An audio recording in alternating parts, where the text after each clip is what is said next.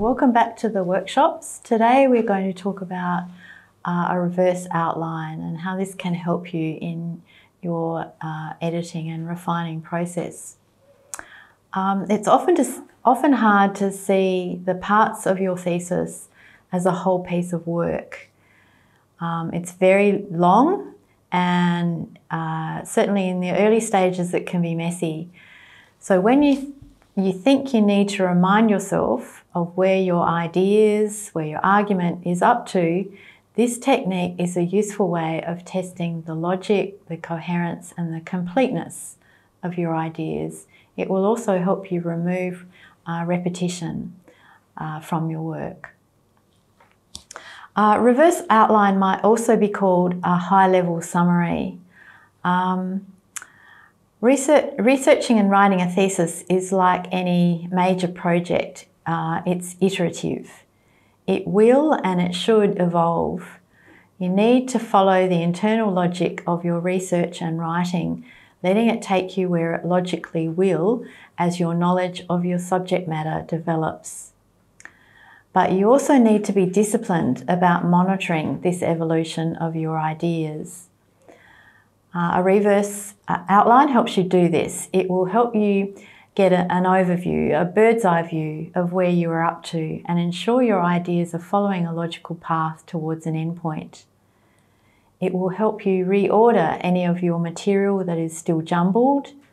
It will reassure you that your work so far is balanced. That is, you're not overstating claims you have insufficient evidence for, that it's consistent, that there is a methodical and logical development of your ideas, and that it's coherent, that all of the parts are integrating towards the formation of an interconnecting whole based soundly on the literature and your evidence. So these are the steps you take to create a reverse outline. Make a copy of your thesis in a new document. Break the thesis down into useful sized chunks or sections. A section heading or a section or a heading of no more than 2,000 words should be the longest chunk you use. Each section should have a descriptive heading. So for example, rather than methods, say the use of history in systems theory, or whatever is relevant to your thesis. Find or write the topic sentence for the section.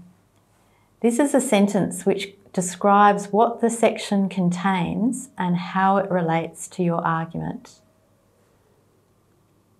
Save your document. Call it reverse outline number 1.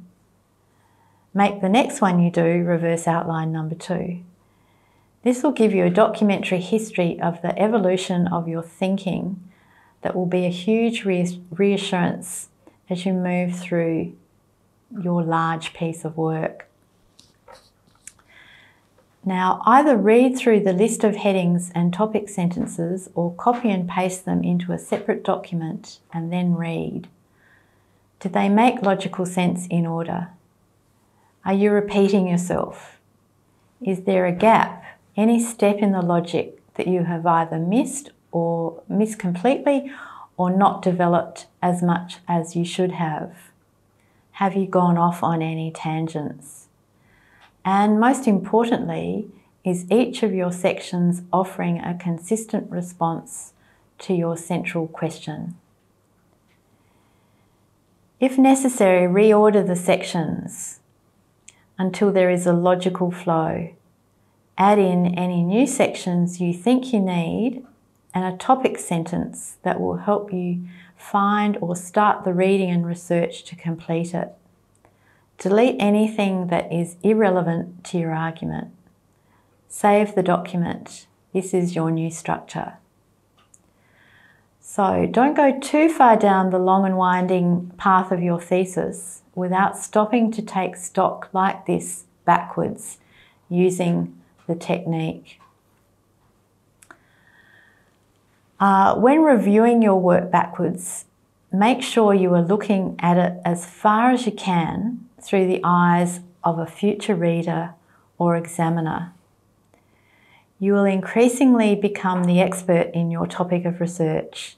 This may lead you to a common mistake in the presentation of your thesis: to overestimate the familiarity of your expert reader or examiner with your work. It is best when you describe your ideas to think of explaining them to someone who is quite unfamiliar with them. This way, there won't be gaps in your description of what you're doing, why you are doing it, what you found, and the significance of what you found. Thank you for listening.